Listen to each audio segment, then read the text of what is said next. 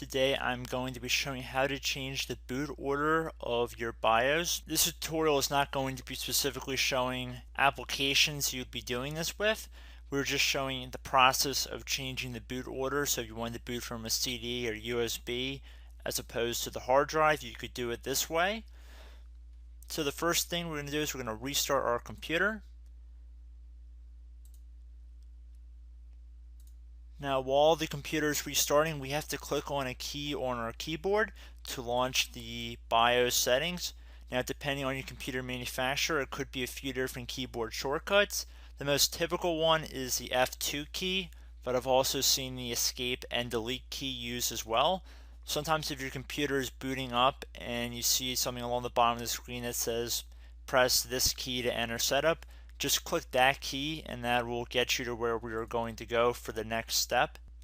But I'm going to be tapping on the F2 key. That is usually the most common keyboard shortcut to get into the BIOS.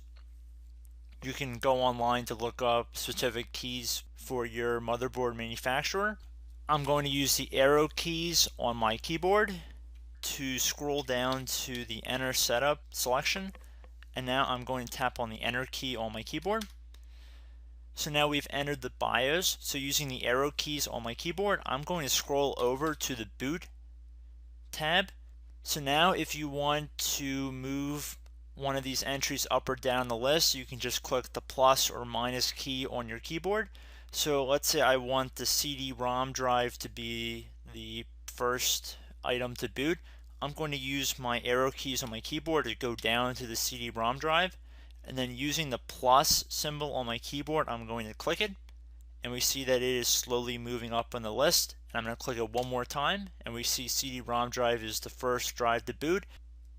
So in order to save these settings, I'm going to click on F10, save configuration changes, and exit now. Before I click on enter to accept, I do want to let you know you can reverse these changes to default settings at a later date if you want to.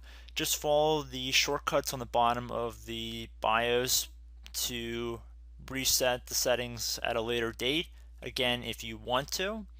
So save configuration changes and exit now. I'm going to click on enter for yes, and the computer will boot from the CD if you have one inserted. If there is no CD inserted in the computer, or whatever your primary boot device is, it'll automatically go to the next item in the list to boot off of. So I hope this tutorial helped you guys out, and I will see you in the next video. Goodbye.